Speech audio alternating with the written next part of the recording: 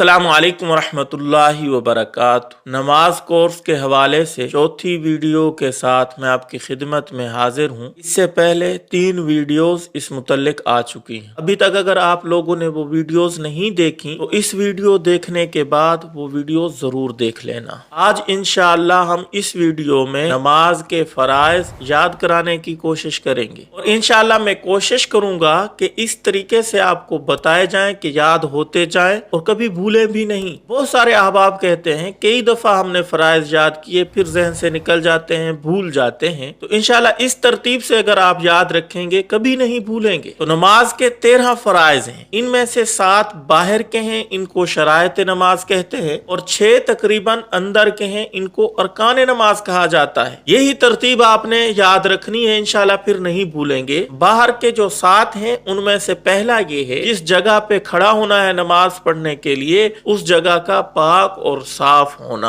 Number 2, नमाज पढ़ने वाले के पूरे बदन का पाक होना, हद से अकबर से भी और हद से असगर से भी। हद से अकबर यानी बड़ी नापाकी, गुस्ल वाजिब है तो गुस्ल किए बगैर नमाज नहीं होगी, आप पहले गुस्ल करेंगे। हद से असगर यानी छोटी नापाकी से कैसे पाक होना है, वुजू करके। वुजू का मुकम्मल तरीका इससे पहली वाली वीडियो में मैं आपको बता चुका हूँ। और हद से अकबर यानी बड़ी नापाकी से कैसे पाक होना है उसका तरीका उससे पहले वाली वीडियो में डिटेल से आपके सामने रख चुका हूँ। गुस्ल करने का सही मसनून तरीका, उस तरीके से आप कर लेंगे तो आप इंशाल्लाह पाक हो जाएंगे। नंबर 3, नमाजी ने जो कपड़े पहने हुए हैं उन कपड़ों का पाक होना। और नंबर 4, सतर का छुपाना। अब मर्द है तो उसका सतर अलग है, औरत है तो उसका सतर अलग है। मर्द का सतर नाफ से लेकर घुटनों तक ये जगह ढकी हुई होनी जरूरी है नमाजी की। अगर ये जगह छुपी हुई नहीं है, ढकी हुई नहीं है तो फिर आपकी नमाज नहीं होगी। और औरत का सतर पूरा जिस्म है, अलबत्ता नमाज की हालत में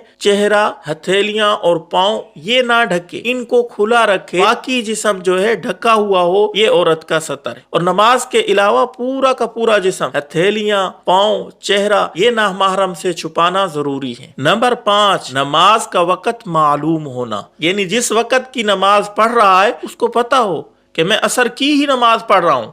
ऐसा नहीं है असर का वक्त तो नहीं है, वो पढ़ असर की नमाज रहा है, उसको वक्त का पता ही नहीं है, फिर भी नमाज आपकी नहीं होगी। तो वक्त का मालूम होना। और नंबर 6, किबला की तरफ रुख होना। आज दफा ऐसा होता है थोड़ा सा मुसल्ला यूं हो गया या यूं हो गया या सफ टेढ़ी हो गई, थोड़ा बहुत इधर उधर हो जाए तो वो माफ है। अलबत्ता जो बैतुल्लाह के अंदर है, हरम के अंदर है, जो बैतुल्लाह को देख रहे हैं उनका ऐने किबला यानी बिल्कुल बैतुल्लाह के सामने खड़ा होना जरूरी है, उसी की तरफ चेहरा हो। थोड़ा सा भी इधर उधर हो गया तो नमाज नहीं होगी। और नंबर 7, दिल में नमाज की नियत करना। नियत के मुतालिक डिटेल से मैं कई वीडियो में बता चुका हूँ। दिल के अंदर आपने इरादा किया हुआ मैं नमाज पढ़ रहा हूँ, बस आपकी नियत हो गई। और जाहिर है जो बंदा नमाज के लिए घर से निकल पड़ा है, वुजू कर रहा है, उसकी नियत है, जबान से दोहराना कोई जरूरी नहीं है। तो दिल में नमाज की नियत करना ये जरूरी है, क्योंकि इन्नमल आमालु बिन्नियात, अमाल का दारो मदार नियतों पर है। और याद रखना गैर नियत के कोई इबादत काबिल कबूल नहीं है, दिल में नियत करना जरूरी है।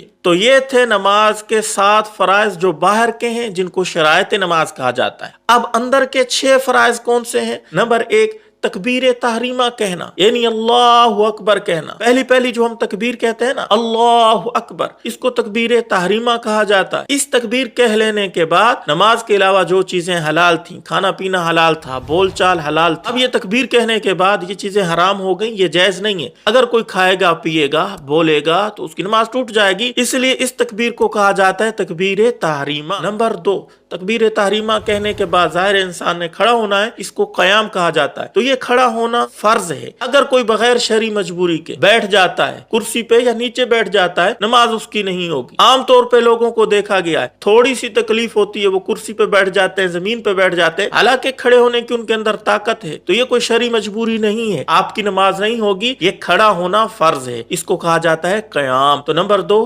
क़याम फर्ज है। और नंबर 3, किरात करना, यानी कुरान मजीद का पढ़ना। सूरत फातिहा पढ़ी जाती है, उसके बाद दूसरी सूरत मिलाई जाती है, इसका पढ़ना भी फर्ज है। मुक्तदी इमाम के पीछे खामोश खड़ा होगा। अकेला अगर कोई नमाज पढ़ रहा है तो उसके लिए ये पढ़ना फर्ज है, इमाम के लिए भी ये किरात करना फर्ज है। और नंबर 4 रकू करना, और नंबर 5 2 सजदे करना, और नंबर 6 कादा अखीरा में तशहुद की मिकदार बैठना। अत्तहियातु लिल्लाहि वस्सलावातु वत्तय्यिबात ये पढ़ते पढ़ते अब्दू व रसूलु तक, जितनी देर इस अत्तहियात अब्दू व रसूलु तक पढ़ने में लगी है, इतनी देर नमाज के आखिर में बैठे रहना अत्तहियात की शक्ल में फर्ज है। अत्तहियात का पढ़ना वो वाजिब है, वाजिबात के अंदर उसका तफसील से जिक्र आएगा इंशाअल्लाह। कादा अखीरा में तशहुद की मिकदार बैठना फर्ज है। तो ये 6 फराइज हो गए। तकबीर तहरीमा कहना, क़याम करना, किरात करना, रकू करना, 2 सजदे करना, कादा अखीरा में तशहुद की मिकदार बैठना। ये अंदर के 6 फर्ज हो गए, बाहर के 7 हो गए।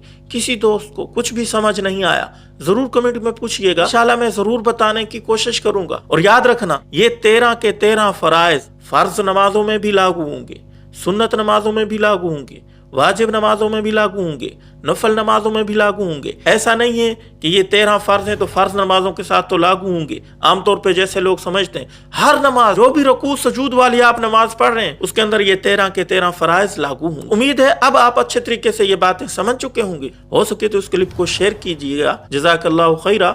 अस्सलामु अलैकुम रहमतुल्लाहि व बरकातहू।